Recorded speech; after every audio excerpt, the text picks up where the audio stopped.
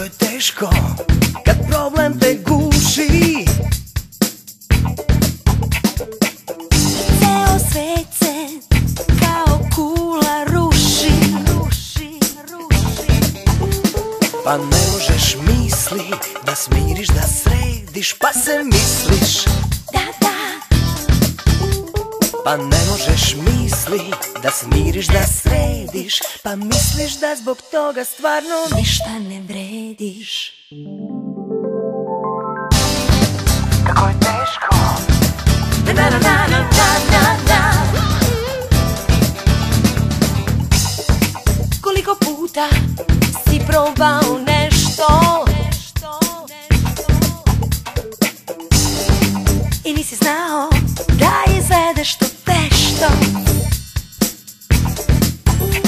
Pa ne možeš misli da smiriš, da središ, pa se misliš. Da, da. Pa ne možeš misli da smiriš, da središ, pa misliš da zbog toga stvarno ništa ne vrediš. Ne.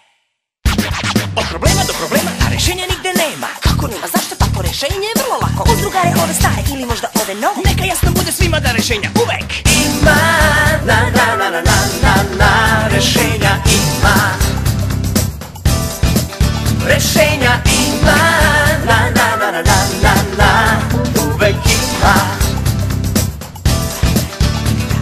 Problem je kada nasred druma šoferu pukne rezervna guma. Problem je kad ne znaš domaći zadatak i što je raspust previše kratak. Problem je kad veliki misle da sve znaju, a među sobom se posvađaju. Ma, problem je kad misliš da ne volite niko, a u stvari imaš drugara toliko.